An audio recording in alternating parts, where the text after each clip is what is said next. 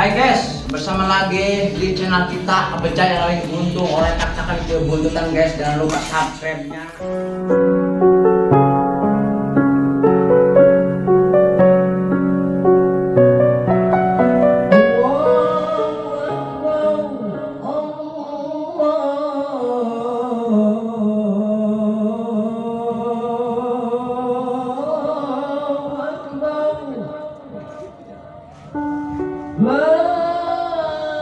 La tay'as min qabuli amalin lam tajid fihi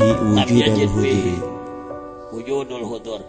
Tong putus asa tina persoalan amal maneh teu diterima teu moal terus sakeureuyeukkeun terus parubbama kubila minal amali malam tudruk samratuhu ajilan. Bateuing nu diijabah teh nu teu puguh karasana ku urang. Itu asa geus mang tahun-tahun ngadeuheusan Gusti teh, tapi kieu-kieu deh wae. Kadang-kadang justru ditampina ku Allah mah model kitu teu karasa ku urang hampa teh. Kadang ia menerima kita dalam kehampaan. Lamun urang nganjang ka hiji jelema hayang papanggih, nu alus papanggih teu papanggih. Lamun urang nganjang ka hiji jelema yang baik bertemu atau tidak bertemu. Bertemu ya. Bagaimana kalau dianya tidak menemui tapi segala keperluan disayogikeun. Datang kasih hujan beunghar aya keperluan barang datang tadinya aya surat teh punten ge teu tiasa mayunan kaperyogian mah terus disayogikeun. Saya mun kitu. Nah jeung Gusti mah kadang-kadang kitu.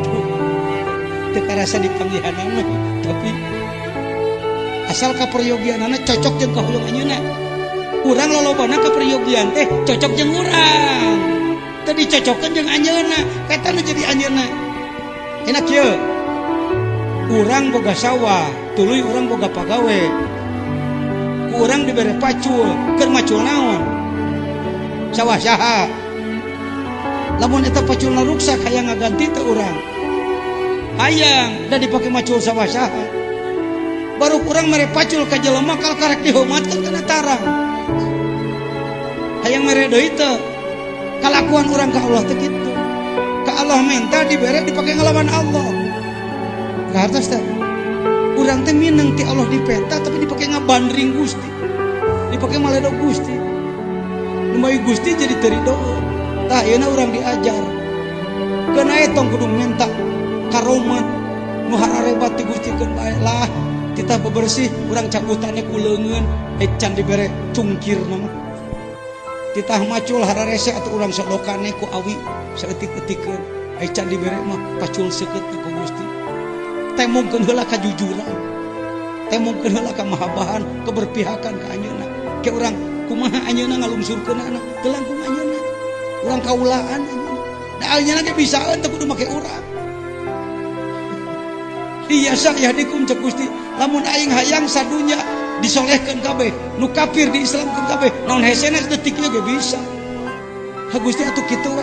Moal walakil yabluakum aing mah hayang nyoga we sia. Kata Gusti teh menang kitu ka hoyongna teh. Percaya Allah bisa sakabeh jelema nu kafir paeh kabeh ayeuna bisa. Naon hese ngan rek naon gunana? Yuhyi wa yumiit, ngahirupkeun ngamaotkeun.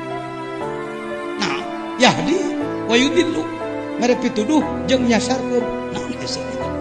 Ngancek Gusti aing hayang nyoga we sia. Nyadiakeun pigawean keur maneh. Ulah ngalokucu. Hayu. Keun bae bodoh ge.